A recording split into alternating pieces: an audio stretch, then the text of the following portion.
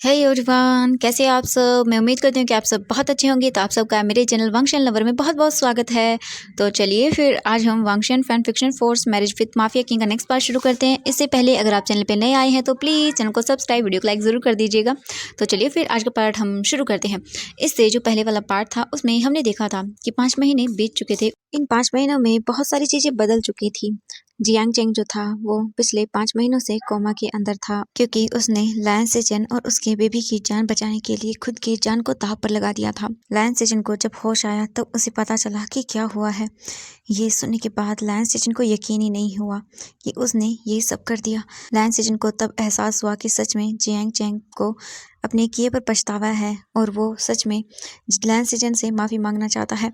उसके बाद lion Schezwan ने जब जियांग चेंग के बारे में पूछा कि वो कैसा है, तब उसे पता चला कि अभी उसे होश नहीं आया है।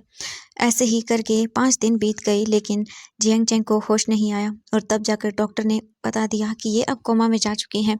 नहीं पता कि इन्हें होश कब आएगा। हो सकता है इन्हें होश 1 घंटे में आ जाए, 1 मिनट में आ जाए, और हो सकता है पूरी ज़िंदगी भर ही न आए। ये सुनने के बाद लायन सेजन को बहुत ही हर्ट होता है। वो ऐसे ही जियांग चेंग के पास बैठे रहते थे बहुत बार और उससे बातें करते रहते थे। उसे बोलते थे कि वो होश में वापस आ जाए। उसने उसे माफ़ कर दिया है, प्लीज़ वापस आ जाए। वो उसे बताना चाहता है कि उसका एक बेबी है। उसके बताने से पहले ही वो ऐसे कैसे जा सकता है। नहीं, प्लीज़। लायन सेजन को बहुत ही गिल्ट होता था कि जब वो था तब उसने ऐसा क्यों नहीं किया। भले ही जियांग चेंग ने बहुत बड़ी गलती की थी, लायन सेजन की पूरी लाइफ को बर्बाद कर दिया था। लायन सेजन के लिए अपने आप को संभालना बहुत मुश्किल था, लेकिन कहीं ना कहीं जब जियांग चेंग सुधरने लगा तब लायन सेजन को भी कहीं ना कहीं ये लगा कि हाँ, उसे माफ़ कर देना चाहिए। एक कोने में कहीं ना कहीं ये उम्मीद तो थी, या ये बात ज़रूर थी कि उसे माफ़ कर देना चाहिए। लेकिन अब जब वो नहीं है तो उसे हर्ट हो रहा है। कम से कम उसे ये तो बता देना चाहिए था कि उसका एक बेबी आने वाला है। ये जानने का तो हक था जियांग चेंग का। शायद कहीं था भी या नहीं, वो भी नहीं जानता।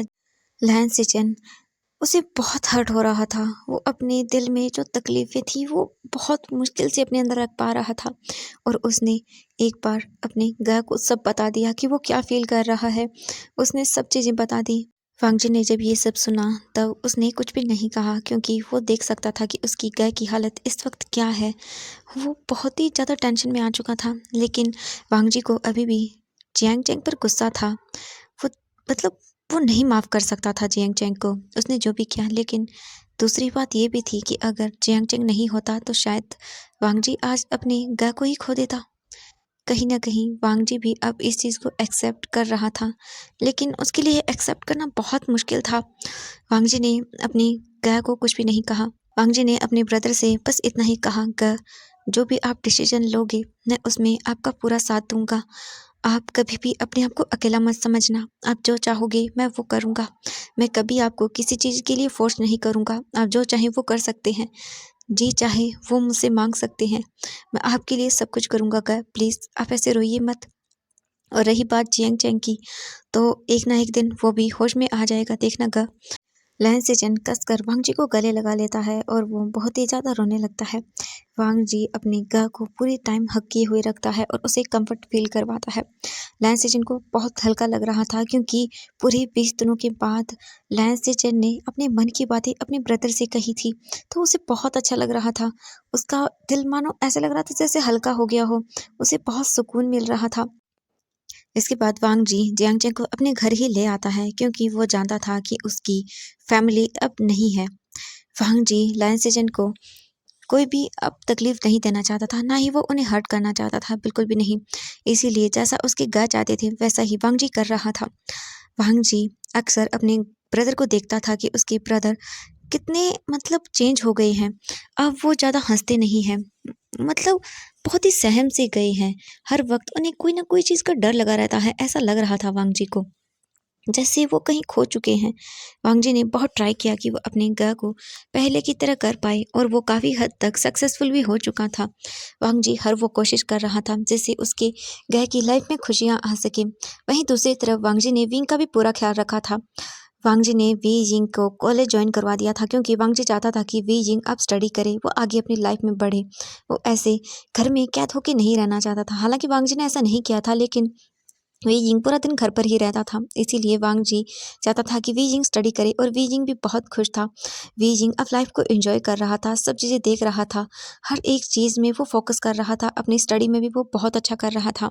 वांग जी हर दिन वी जिंग को कॉलेज छोड़ने जाता था और उसे वापस आते वक्त लेकर भी आता था। वो दोनों कई बार बाहर घूमने भी जाते थे, बहुत बार लैंस सेशन को अपने साथ लेकर जाते थे, लेकिन ज़्यादातर लैंस सेशन मना कर देता था।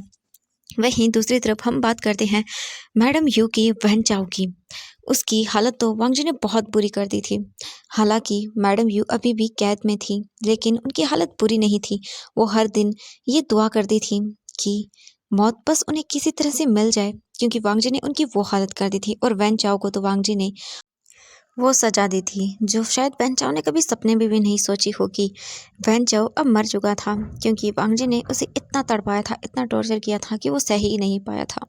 ये तो था इन 5 महीनों में क्या हुआ। अब हम प्रेज़ेंट का सीन देखते हैं। वी यिंग जब देखता है कि मेट ने ये बोल दिया है कि खाना बन चुका है, वी यिंग जल्दी से उठता है और वो जाने लगता है। लेकिन तभी अचानक से वी यिंग के सामने सब कुछ ब्लरी हो जाता है। वी यिंग को ऐसा लग रहा था जैसे उसके सामने सब धुंधला है, उसे उसे कुछ भी दिखाई नहीं दे रहा था अच्छे से। वी यिंग का सर घूमने लगता है, वी यिंग को कुछ भी समझ नहीं आ रहा था। अचानक से वी यिंग की आँखों के सामने बिल्कुल अंधेरा छा जाता है और वी यिंग बेहोश होकर नीचे फ्लोर पर गिर जाता है। लैन किरण जो वहीं बैठकर न्यूज़पेपर को रीड कर रहा था, जब वो किसी के गिरने की आवाज़ को सुनता है तो वो जल्दी से पलट कर देखता है, तो वो शॉक हो जाता है। वो लैन किरण जल्दी से उठता है और वो विंग को चेक करता है और बोलता है, वी वी वी क्या हुआ तुम्हें? V V V V V बेटा उठो। लेकिन वी जिंग तो कोई जवाब नहीं दे रहा था। तभी वांगजी भी ऊपर सीढ़ियों से नीचे आ रहा था। लैन किरण को जब वो ऐसे चिल्लाते हुए सुनता है तो वांगजी भी डर जाता है और वो भागते हुए नीचे आता है और बोलता है, डैड डैड क्या हुआ है? लैन किरण जल्दी से वांग जी की ओर देखकर बोलता है, वांग जी बेटा बेटा वी वी वी यिंग को देखो। वी यिंग नीचे फ्लोर पर गिरा हुआ था। वांग जी जैसे ही देखता है वांग जी को तो मतलब एकदम सदमा ही लग जाता है। वांग जी भाग कर आता है, वी यिंग को अपनी गोद में कैरी करता है और अपने रूम की ओर लेकर भाग जाता है। वांग जी जल्दी से विंग को बेड पर लेटाता है और फिर वो जल्दी से डॉक्टर को कॉल कर देता है। वहीं दूसरी तरफ शू यांग और शाओ चिंगचेन भी अभी वांग जी के साथ ही रह रहे थे, क्योंकि जो शाओ चिंगचेन था वो 6 मंथ प्रेग्नेंट था, इसीलिए उसका ख्याल वहाँ पर शोयांग के लिए रखना बहुत मुश्किल हो गया था, क्योंकि उसे बहुत सारी चीज़ें भी करनी पड़ती थी और उसे वांगजी की बहुत सारी हेल्प करता था वो। इसीलिए वांगजी ने बोल दिया था कि उन्हें अब यहीं पर आकर रहना चाहिए। साओ चिंगचन और शू यांग दोनों ने ही पहले तो मना कर दिया था, लेकिन वांगजी के आगे उनकी एक भी नहीं चली। और फिर दूसरा लहन किरण ने भी उनसे बोल दिया कि ये घर कोई अलग नहीं है, ये उनका ही है। ये सुनकर वो दोनों ही इमोशनल हो गए थे। इसके बाद वो मना ही नहीं कर पाए। वांग जी विंग के पास बैठा हुआ था और उसने उसका हाथ पकड़ के रखा था। वहीं दूसरी तरफ लहन किरण भी वहीं पर थे और वो भी टेंशन में इधर से उधर घूम रहे थे। तभी 20 मिनट के बाद ही वहाँ पर डॉक्टर आ जाता है एक गार्ड्स के साथ। वांग जी बोलता है, डॉक्टर प्लीज़ प्लीज़ चेक करिए ना, देखिए ना मेरे विंग को क्या हुआ है। और डॉक्टर और कोई नहीं, वैन किंग थी। वैन किंग जल्दी से आती है और बोलती है, मिस्टर लैन आप चिंता मत करिए, आप सब प्लीज़ बाहर जाइए, मुझे विंग को देखना है। वांग जी बोलता है ओके। फिर वो दोनों वहाँ से बाहर चले जाते हैं। वांग जी बहुत टेंशन में आ गया था। लहन किरण बोलते हैं, वांग जी बेटा चिंता मत करो, सब ठीक होगा, हमारे विंग को कुछ नहीं हुआ है, वो बिल्कुल ठीक हो जाएगा, यहीं कुछ उल्टा सीधा खा लिया होगा उसने, वो भी ना मेरी बात नहीं मानता है। अब से देखना मैं भी उसे बहुत डांटूंगा जब वो ऐसी उल्टी सीधी चीज़ें खाएगा तो। हाँ, ऐसे कैसे कर सकता है, पता है हमें कितनी फिक्र हो रही है उसकी। वांग जी जब अपने डैड को भी ऐसे विंग के लिए इमोशनल होता हुआ देखता है तो उसे भी हर्ट होता है। वो बोलता है, हाँ डैड आप चिंता मत करिए, वो ठीक हो जाएगा, आप भी प्लीज़ इमोशनल मत होइए और रोइए भी मत। वो जल्दी से अपने डैड के आंखों में जो आंसू आ रहे थे उन्हें वाइप करता है और बोलता है, डैड आप तो मुझसे भी ज़्यादा कमज़ोर हो। लायन किरण जब ये सुनता है तो वो बोलता है, हाँ क्या करूँ, मेरे बच्चों में से किसी पर भी ऐसी कोई मुसीबत आती है तो मैं क्या करूँ, मुझसे नहीं होता, आखिरकार एक पिता ऐसा ही होता है। वांग जी जल्दी से अपने डैड को हग करता है और बोलता है, डैड वो ठीक हो जाएगा, है ना, है ना। लहन किरण बोलता है, हाँ बेटा वो जल्दी ही ठीक हो जाएगा, चिंता मत करो, देखना तुम उसे कुछ भी नहीं हुआ होगा। लगभग 15 मिनट के बाद डॉक्टर विंग को चेक करती है अच्छे से और फिर वो बाहर आती है। जैसे ही वो बाहर आती है तब वो वांग जी की ओर देखती है, उसके चेहरे पर एक स्माइल थी। वांग जी देखता है जल्दी से कि डॉक्टर वेनकिंग बाहर आ गई है, तब वो भाग कर जाता है और बोलता है, वेनकिंग क्या क्या हुआ है, विंग को क्या हुआ है। वो डॉक्टर बोलती है, वैन किंग वांग जी की ओर देखती है और बोलती है, मिस्टर लैन, हाँ क्या बताऊँ मैं आपको, उसे क्या हुआ है। उसे सच में बहुत ही सीरियस प्रॉब्लम हो गई है। वांग जी जब ये सुनता है तब वो घबरा जाता है और बोलता है कि क्या क्या हो गया मेरे विंग को, बताओ। मैं उसे कुछ भी नहीं होने दूंगा। मैं बड़े से बड़े डॉक्टर को बुलाऊंगा, लेकिन मेरे विंग को कुछ भी नहीं हो सकता। मैं उसे कुछ भी नहीं होने दूंगा। तुम्हें कुछ भी नहीं पता है। मेरे विंग को मैं किसी और को दिखाऊंगा नहीं। मेरे विंग को कुछ भी नहीं हो सकता। ये बोलकर वो भागकर अंदर चला जाता है। वांग जी के वहाँ से वांग जी को ऐसे ही भागता हुआ वहाँ से जाता हुआ देखकर वैन किंग हंसने लगती है। लायन किरण जब वैन किंग को ऐसे देखता है तब वो उनके पास आता है और बोलता है, वैन किंग बेटा क्या हुआ है विंग को, और तुम ऐसे हंस रही हो। वैन किंग स्माइल करती है और बोलती है, हाँ और नहीं तो क्या अंकल, मैं स्माइल ना करूँ तो और क्या करूँ। सच में मिस्टर लैन विंग से बहुत प्यार करते हैं। मैं तो उन्हें ये बताने वाली थी कि आप दादा बनने वाले हैं। जैसे ही वैन किंग ये बोलती है, लायन किरण बोलता है, अच्छा ठीक है कोई बात नहीं, हम विंग को चेकअप कहीं और करवा लेंगे। तभी वो रुक जाते हैं और वैन किंग की ओर देखते हैं और बोलते हैं, वैन किंग बेटा क्या कहा तुमने। वैन किंग बोलती है, मिस्टर लैन अंकल मेरा मतलब है कि आप दादा बनने वाले हो। जैसे ही लहन किरण ये सुनता है, मतलब उसकी आंखों से आंसू आने लगते हैं। मतलब वो क्या फील कर रहा था वो तो बता भी नहीं सकता था। लहन किरण जल्दी से अपने चेस्ट पर हाथ रख लेता है और कंटिन्यूअसली उसकी आंखों से आंसू गिर रहे थे। वैन किंग जब ये देखती है तो वो बोलती है, अंकल क्या हुआ आपको। वैन किंग की ओर लैन किरण और देखता है और बोलता है, वैन किंग तुम्हें नहीं पता बेटा, तुमने तुमने मुझे आज कौन सी खुशी दी है। ये सुनने के लिए तो मैं कब से, मैं क्या करूं, मुझे मुझे समझ नहीं आ रहा। मेरे घर में तो बच्चे आएंगे। ओह माय गॉड, मैं कहीं मैं खुशी से मर ही ना जाऊं। वैन किंग बोलती है, अंकल ये आप क्या बोल रहे हो, प्लीज़ आप ऐसा मत करिए। ये तो कितनी खुशी का माहौल है और आप ये बोल रहे हो।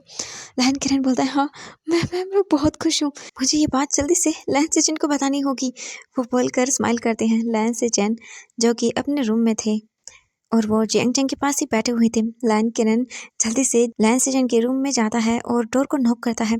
जियांग लैन सेजन जो वहीं बेड पर लेटे हुए थे जियांग चैंग के पास, वो अपनी आइज़ को ओपन करते हैं और वो देखते हैं कि डोर नॉक हो रहा है।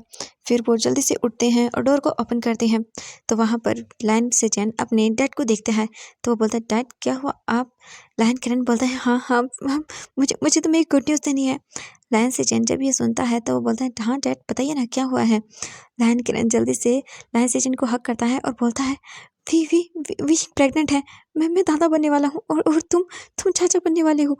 जैसे ही जो लैन सेजन है ये सुनते हैं वो भी खुश हो जाते हैं। मतलब वो बहुत खुश थे। सब लोग इतने ज़्यादा खुश थे कि वो बता भी नहीं सकते थे। और वहाँ दूसरी तरफ हम वांग जी को देखते हैं। वांग जी जब रूम के अंदर गया था तब वो जल्दी से वी जिंग के पास जाता है, उसे जल्दी से हक कर लेता है ऐसे लेटे हुए ही और उसके पास लेट जाता है। उसे कसकर अपने गले से लगा लेता है और बोलता है, नहीं मैं तुम्हें कुछ नहीं होने दूंगा। वी जिंग जो अभी भी बेहोश था वो धीरे धीरे अपनी आइज़ को ओपन करता है। वी जिंग जब अपनी आइज़ को ओपन करता है तब वो अपने पास वांग जी को देखता है जिसने उसे बहुत ही कसकर गले लगाए हुआ था।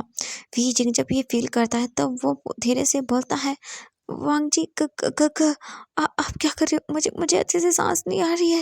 वांग जी जब ये सुनता है तो वो बोलता है, हाँ। फिर वो जल्दी से वी जिंग को खुद से थोड़ा सा दूर करता है, बोलता है, वी तुम ठीक तो हो ना। वी जिंग वांग जी की ओर देखता है कुछ देर के बाद, फिर वो बोलता है, हाँ मैं ठीक हूँ। मुझे क्या हो गया था, मैं तो खाना देखने के लिए जा रहा था लेकिन अचानक से पता नहीं मुझे क्या हो गया। मेरी आंखों के सामने सब अंधेरा सा छा गया और उसके बाद का मुझे मुझे कुछ भी याद नहीं है। वांग जी बोलता है, हाँ तुम वो बेहोश हो गए थे। मुझे मुझे वीजिंग ये बोलकर वो जल्दी से विंग को गले लगा लेता है। वांग जी विंग को टाइट करके गले लगा रहा था। विंग को तो कुछ समझ नहीं आता है कि यार हुआ क्या है, ये वांग जी इतना मतलब इमोशनल क्यों हो गया है। वांग जी बोलता है, नहीं मैं अपने विंग को कुछ भी नहीं होने दूंगा, नहीं बिल्कुल भी नहीं। तभी वैन किंग अंदर आती है, वो डोर को नॉक करती है। वांग जी डोर की ओर देखता है जहाँ पर वैन किंग खड़ी हुई थी। वांग जी जब वैन किंग को देखता है तब वो बोलता है, मिस्टर वैन, डॉक्टर वैन आप यहाँ। वैन किंग स्माइल करती है और बोलती है, मिस्टर लैन मैं आपको ये बताने के लिए आई थी कि आप बहुत जल्द पेरेंट्स बनने वाले हो, ठीक है। तो आप ज़्यादा मत सोचिएगा, आपके हस्बैंड को कुछ भी नहीं हुआ है। वांग जी बोलता है, ओके ठीक है जाओ यहाँ से अब। वांग जी फिर रुकता है और मतलब सोचता है कि क्या कहा इसने। वी जिंग तो बिल्कुल मतलब वो अपनी आइज़ को ब्लिंक ही नहीं कर पा रहा था, वो तो फ्रीज हो चुका था। वांग जी वी जिंग एक दूसरे की ओर देखते हैं। फिर वो वैन किंग की ओर देखते हैं। वैन किंग एक स्माइल के साथ बोलती है, मिस्टर लैन, वैसे आप मुझे पार्टी कब दे रहे हो? अब तो आप डैड बनने वाले हो। वांग जी, मतलब मुझे समझ नहीं आ रहा था कि वो क्या बोले। वांग जी बोलता है, डॉक्टर वैन वैन, आप क्या बोल रही हैं? क्या क्या सच में? लैन किंग वांग जी की ओर देखती है और बोलती है, मिस्टर लैन, मेरा काम ही ये है, ठीक है? मैं डॉक्टर हूँ, तो मैं आपसे झूठ क्यों बोलूँगी? आप सच में पेरेंट्स बनने वाले हो, ओके? और मुझे जल्द से जल्द पार्टी चाहिए, ओके? सस्ते में काम नहीं चलेगा मिस्टर लैन, कंजूस मत बनिएगा। ये बोलकर फिर वो वहाँ से चली जाती है। वांग जी जल्दी से वी जिंग को गले लगाता है और बोलता है, वी वी हम पेरेंट्स बनने वाले हैं। वी जिंग तो मानो अपनी जगह फ्रीज ही हो चुका था, मतलब उसे कुछ समझ नहीं आ रहा था। वी जिंग काफी देर के बाद होश में आता है और अपनी टमी को हाथ लगाता है और बोलता है, मेरा बेबी। वांग जी वीजी की ओर देखता है। वांग जी की आंखों में आंसू थे। आज उसे ऐसा लग रहा था कि सच में वो कंप्लीट हो गया है। वांग जी जल्दी से वीजिंग की गोद में सर रखता है, उसके कमर को अपने दोनों हाथों से पकड़ता है, अपने फेस को वीजिंग की टमी पर रखता है और उसकी टमी पर उसे एक सॉफ्ट किस करता है और बोलता है, baby I love you so much. तुम बहुत जल्द हमारी लाइफ में आओगी। मैं बहुत खुश हूँ आज। V I love you so much. ये बोलकर वो जल्दी से विंग को किस करने लगता है। वी जिंग जब ये देखता है तो वो भी स्माइल करता है और वो दोनों बहुत ही देर तक एक दूसरे के साथ पैशनेट और रोमांटिक किस को एंजॉय करते हैं। काफी देर तक किस करने के बाद वी जिंग वांग जी से अलग होता है। वांग जी बोलता है, वी हमें सबको बताना चाहिए। वांग बीजिंग बोलता है, हाँ बिल्कुल। फिर वो दोनों बाहर जाते हैं। बाहर जाते ही जैसे ही वो देखते हैं तो वहीं पर हमारे लैन किरण लैन सिजन खड़े हुए थे। लैन किरण जल्दी से जाता है और वांग जी को हक करता है और लैन सिजन जल्दी से विंग को हक करते हैं। वो मतलब ज़्यादा अच्छे से तो नहीं कर पा रहे थे क्योंकि अब लैंस चेन जो थे वो 8 मंथ प्रेग्नेंट थे, इसीलिए वो ज़्यादा अच्छे से तो हग नहीं कर पा रहे थे, लेकिन वी जिंग समझ सकता था। वी जिंग बोलता है कि मैं बहुत खुश हूँ। लैंस चेन भी वी जिंग को कसकर गले लगाता है और बोलता है, हाँ वी, मैं भी बहुत खुश हूँ तुम्हारे लिए। वांग जी कॉन्ग्रेचुलेशन, अब तो तुम पापा बनने वाले हो। वांग जी ये सुनकर स्माइल करता है और बोलता है, हाँ गर्ल बिल्कुल। फिर वो बहुत ही अच्छे से इंजॉय कर रही थी, तभी वहाँ पर शू यांग और साओ चिंगचन भी आ जाते हैं। शू यांग भी साओ चिंगचन को लेकर आता है। उसने साओ चिंगचन को पकड़ा हुआ था क्योंकि अब वो प्रेग्नेंट था और 6 मंथ का था, इसीलिए वो उसे पकड़ कर लेकर आता है। वांग जी जब उन्हें देखता है तब वो बोलता है, मुझे आप दोनों को भी एक गुड न्यूज़ देनी है। वांग जी जब ये बोलता है तो वी जिंग तो बहुत ही शर्मा जाता है, यानी उसे शाय फील हो रहा था यार। तभी हमारा वांग जी शुयांग की ओर देखता है और बोलता है, शुयांग, बहुत जल्द तुम भी अंकल बनने वाले हो। जब शुयांग ये सुनता है तब वो वांग जी की ओर देखता है और बोलता है, क्या क्या कहा तुमने? वांग जी स्माइल करता है और बोलता है, हाँ मैंने वही कहा जो तुमने सुना। तुम भी अब जल्दी से अंकल बनने वाले हो क्योंकि वीजिंग प्रेग्नेंट है। शू यांग जब ये सुनता है तो वो भाग कर वांग जी को गले लगाता है और बोलता है, वाह वांग जी, मैं बहुत खुश हूँ तुम्हारे लिए। वांग जी बोलता है, थैंक यू। और वो ऐसे ही बातें करने लगते हैं। फिर वो हॉल के अंदर आते हैं। हॉल के अंदर आने के बाद वो बहुत ही ज़्यादा अच्छे से बहुत ज़्यादा एंजॉय करते हैं, बहुत देर तक बातें करते हैं। उनका पूरा टाइम इसी में बीत जाता है। अब हम देखते हैं इवनिंग का सीन। वांग जी और वी जिंग घर पर नहीं थे, वो दोनों बाहर गए हुए थे क्योंकि हमारे वी जिंग को कुछ ना कुछ तो खट्टा खाना था। क्योंकि अब वी जिंग 1 मंथ से प्रेग्नेंट था, क्योंकि वैन किंग ने वांग जी को बाद में बता दिया था कि वी जिंग 1 मंथ से प्रेग्नेंट है और अब वी जिंग के ना मतलब चेंजेस होने लगेंगे। वांग जी समझ सकता था क्योंकि उसके गए भी तो ऐसे ही कुछ चीज़ें किया करते थे, इसीलिए उसे समझ आ रहा था। तो वांग जी विंग को लेकर बाहर चला जाता है। वी जिंग को कुछ खट्टा खाना था इसीलिए, क्योंकि उसे मतलब मन कर रहा था, इसीलिए वो बहुत सारी चीज़ें ऐसे ही फास्ट फूड खाने की जिद करता है। तो वांग जी उसे लेकर चला जाता है। घर के अंदर लायन किरण था जो कि सोफे पर बैठा हुआ था और वो शाओ शिंगचन का ख्याल रख रहा था।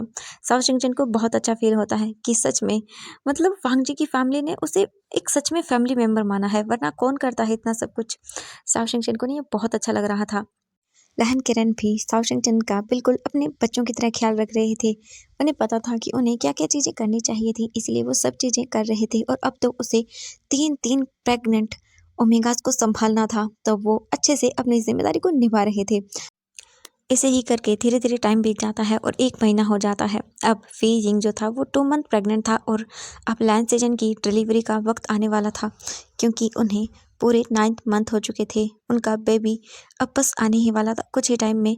उन्हें डॉक्टर ने बोला था कि वो बिल्कुल भी स्ट्रेस ना लें, अपने आप को बिल्कुल भी तकलीफ ना दें और कोई भी काम न करें। बस उन्हें रेस्ट करना है अब। किसी भी वक़्त उन्हें लेबर पेन हो सकता है, इसीलिए डॉक्टर ने उन्हें किसी चीज़ के लिए भी मना कर दिया था। वो कुछ भी नहीं कर सकते थे। वांग जी अपनी गाय को कुछ भी नहीं करने देता था। वो उनकी सब चीज़ें करता था और वहीं दूसरी तरफ वांग जी विंग का ख्याल भी रखता था। वी जिंग भी जो था वो लैन सिजन का ख्याल रखता था क्योंकि उसे पता था कि अब किसी भी वक्त बेबी हो सकता है। इसीलिए वांग जी बाहर हॉल के अंदर अपने डैड के साथ बैठा हुआ था और कुछ बातें कर रहा था। वहीं दूसरी तरफ जो लैन सिजन थे वो अपने रूम में थे और वो शावर लेकर अभी बाहर आ रहे थे। तभी अचानक से वो देखते हैं कि उनके पेट में उन्हें दर्द हो रहा है। अपने पेट में जब वो दर्द फ़ील करते हैं, तब उन्हें मतलब थोड़ा-सा अजीब लगता है, लेकिन फिर वो इग्नोर करते हैं। उन्हें लगता है कि जैसे नॉर्मल ही है, क्योंकि अक्सर उन्हें ऐसे ही पेन हो जाया करता था और वांग जी स्ट्रेस में आकर डॉक्टर को बुला लिया करता था या फिर उसे हॉस्पिटल ही ले जाया करता था। वांग जी जानता था कि अब उसके घर में 3-3 प्रेग्नेंट ओमेगा है, तो वांग जी ने यही अपने घर में ही एक मिनी हॉस्पिटल का मतलब सब चीज़ें सेटल करवा दी थी, क्योंकि वो जानता था किसी भी वक़्त कुछ भी हो सकता है। तब उन्हें ट्रीट करने के लिए इतना टाइम नहीं होगा कि उन्हें हॉस्पिटल लेकर जाया जाए। इसीलिए वांग जी सब चीज़ें घर में ही अरेंजमेंट करवा देता है। वहाँ पर हर वक़्त एक डॉक्टर्स की स्पेशल टीम भी थी, जो कि हर वक़्त बस वी जिन, लैन सिचन और शाओ शिंगचन का ख्याल रखने के लिए ही वांग जी ने वहाँ पर उन्हें रखा था। लैन सिचन जब बाहर आते तब उन्हें ये पेन नॉर्मल लगता है। फिर वो जाकर सोफ़े पर बैठ जाते हैं और मतलब अपने हेयर्स को अच्छे से वॉश करने लगते हैं, यानी अपने हेयर्स को ड्राई करने लगते हैं। ऐसे ही करते हुए फिर से उन्हें अपने पेट में पेन होता है, लेकिन फिर से वो इग्नोर कर देते हैं। फिर वो उठते हैं और अपने हेयर्स को मतलब कॉम्ब करने के लिए वो ड्रेसिंग टेबल की ओर ही जा रहे थे, लेकिन तभी अचानक से उन्हें किसी ग्लास के गिरने की आवाज़ सुनाई देती है। जैसे ही वो पलटकर देखते हैं, तब वो अपने सामने जो देखते हैं, उसका नज़ारा देखकर तो वो पूरे शॉक हो जाते हैं। उन्हें बिल्कुल भी होश नहीं रहता और वो भागते हुए आते हैं। तभी अचानक से उनका पैर स्लिप हो जाता है। इससे पहले कि उनका टमी सीधा बेड के कॉर्नर से टकराए, जियांग चेंग उनकी टमी पर अपने हाथ को रख देता है और जियांग चेंग के हाथ में जो बेड का कॉर्नर था वो लग जाता है, क्योंकि वो शार्प था और उसके हाथ से मतलब बहुत ही दर्द होता है उसे, लेकिन फिर भी वो अलग नहीं करता। लायन सिचन ऐसे जियांग चेंग को मतलब देखकर अ, उनकी आंखों से आंसू आ जाते हैं और वो मतलब फिर ज़ोर से चिल्लाते हैं। वांग जी बाहर था, उसे पता भी नहीं था। जब जियांग चैंग ये देखता है तब वो घबरा जाता है और बोलता है, सिजन। फिर वो बहुत ही मुश्किल से अपनी बॉडी को मूव करता है, क्योंकि इतने दिनों बाद जब इंसान ऐसे उठता है तो सच में उसे उसकी बॉडी में बहुत पेन होता है। कुछ देर पहले ही जियांग चैंग को होश आया था। जब वो अपनी आइज़ को ओपन करता है, तब वो देखता है तो वो एक अनजाने रूम में था। उसे कुछ भी समझ नहीं आ रहा था, लेकिन तब उसे जब कोई दरवाज़ा ओपन होने की आवाज़ सुनाई दी, तब उसने देखा इधर-उधर। तब उसे अपने सामने लैन सिचन दिखा, जो कि वॉशरूम से बाहर आ रहा था और वो उस बेबी पंप के साथ कितना प्यारा लग रहा था। जियांग चैंग तो बता भी नहीं सकता था। उसकी आँखें ही नहीं हट रही थी, बस उसकी आँखों से कंटिन्यूअसली आँसू निकल रहे थे और लैन सिचन ने जियांग चेंग पर ध्यान नहीं दिया था कि उसने अपनी आइज़ को ओपन कर लिया है। वो तो बस अपनी चीज़ों में ही मगन थे और वहीं दूसरी तरफ जियांग चेंग बस लैन सिजन को ही देख रहा था। लेकिन अब जब उसने देखा कि लैन सिजन गिरने वाले हैं, तब वो पता नहीं कैसे उठ गया। उसे पता भी नहीं चला, लेकिन मतलब उसे तकलीफ़ हो रही थी अब। वो धीरे-धीरे मतलब उठता है, मूव करता है अपनी बॉडी को, अपने पैरों को ज़मीन पर रखता है, तब उसे दर्द होता है। उसे ऐसा लग रहा था जैसे उसकी पूरी बॉडी फ्रीज़ हो गई हो। फिर भी वो हिम्मत करता है, क्योंकि दूसरी तरफ लैन सिजन चिल्ला रहे थे दर्द में, क्योंकि उन्हें लेबर पेन हो रहा था। तभी अचानक से जियांग चैंग की नज़रें नीचे जाती हैं, तो वो समझ जाता है। वो जल्दी से अपने आप को सँभालता है, अपने आप को अच्छा स मतलब अच्छे से खड़ा करता है। फिर वो जियांग चैंग जल्दी से लैन सिजन को अपनी बाहों में उठा लेता है। हालाँकि उसे दर्द हो रहा था, उसे नहीं हो रहा था। लेकिन फिर भी उसे करना था। वो ऐसा नहीं कर सकता था, उसे करना ही था। वो उठता है और उन्हें अपनी गोद में उठाता है, जल्दी से डोर के पास आता है और वो डोर को ओपन करके जल्दी से किसी भी तरह से लैन सिजन को बाहर लेकर आता है और चिल्लाता है, वांग जी प्लीज़ बाहर आओ, कोई है, प्लीज़ मेरी हेल्प करो। दूसरी तरफ लैन सिजन भी दर्द से चिल्ला रहे थे। वांग जी जो वहीं हॉल में था और उसके साथ वी जिंग भी बैठा हुआ था और वहाँ पर जो था वो लैन किरण भी था। जब वो सब ऐसे चिल्लाने की वॉइस सुनते हैं, तब वो बिल्कुल अपनी जगह रुक जाते हैं। फिर वो जल्दी से देखता है तो वहीं ऊपर सीढ़ियों के ऊपर जियांग चैंग खड़ा हुआ था। उसके हाथ में जो था वो लैन सिजन था और वो दर्द से चिल्ला रहा था। वांग जी को कुछ भी समझ नहीं आता। वो बस सीधा खड़ा होता है और वहाँ से भागने लगता है। वो भागते हुए ऊपर आता है। जल्दी से वो लैंस चेचन को अपनी गोद में लेता है और वो जल्दी से बोलता है, जल्दी से डॉक्टर को बुलाओ। डॉक्टर जो वहीं पर थे वो जल्दी से आ जाते हैं। वो लैंस चेचन को लेकर जाते हैं।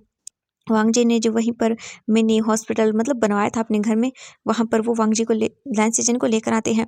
वांग जी वहीं खड़ा हो जाता है। डॉक्टर्स उन्हें अंदर जाने से मना कर देते हैं। वांग जी देख सकता था कि उसका घर कितने ज़्यादा तकलीफ में है। वो डर गया था ऐसे अपने ब्रदर को देखकर। वहीं दूसरी तरफ लैंस चेचन भी वहीं बैठ जाता है क्योंकि उसे उसकी बॉडी अच्छे से मूव नहीं कर पा रही थी। उसे भी डॉक्टर की ज़रूरत थी। वांग जी देखता है जियांग चैंग को, मतलब वो फिलहाल तो कुछ भी नहीं बोलता। वी जिंग जल्दी से आता है और वो वांग जी को गले लगा लेकर बोलता है, ठीक तो हो जाएंगे ना। वांग जी विंग को गले लगातार बोलता है, वी तुम स्ट्रेस मत लो, तुम बैठो यहाँ पर। वो जल्दी से वी जिंग को वहीं पर बैठा देता है और बोलता है, तुम चिंता मत करो। वहाँ पर शू यांग और साओ शिंगचन भी आ जाते हैं क्योंकि वो दोनों भी जब आए थे तब उन्हें भी पता चल गया था कि मेड्स ने उन्हें बता दिया था कि क्या हुआ है। वो भी आते हैं और बोलते हैं कि कुछ नहीं होगा, वो जल्दी ही ठीक हो जाएंगे। सभी लोग वहीं पर बैठे हुए थे। जियांग चैंग की आंखों से आंसू आ रहे थे क्योंकि इतने दिनों बाद वो ऐसे होश में आया और उसने होश में आते ही क्या देखा, ये अपने सामने। उसे बहुत मतलब वो सोच भी नहीं सकता था फिर से, जब जब वो ऐसे चीज़ें क्यों देखता है अपनी लाइफ में। क्यों लैंस सीजन की लाइफ से ये सब चीज़ें एक बार के लिए ख़त्म क्यों नहीं हो जाती। क्यों बार बार वो ये सब चीज़ों को फेस करता है। जैंग चैंग को बहुत बुरा लगता है। उसे लग रहा था कि जैसे ये सब उसी की वजह से हो रहा है लैंस सीजन की लाइफ में। और ये बात कहीं ना कहीं तक सच भी थी क्योंकि ये सब लैंस सीजन के साथ जैंग चैंग की वजह से ही तो हो रहा था। तो एवरीवन आज के लिए बस इतना ही। मिलते हैं नेक्स्ट पार्ट में। Thank you so much friends मेरी वीडियो देखने के लिए। प्लीज़ एवरीवन वीडियो को लाइक और कमेंट ज़रूर किया करो ना। तो आजकल ना आप लोग सच में लाइक बहुत कम करते हो और कमेंट तो बहुत से भी ज़्यादा कम करते हो। प्लीज़ लाइक कमेंट कर दिया करो यार, मुझे भी अच्छा लगता है। मुझे भी अच्छा लगता है जब आप लोग कमेंट करते हो तो।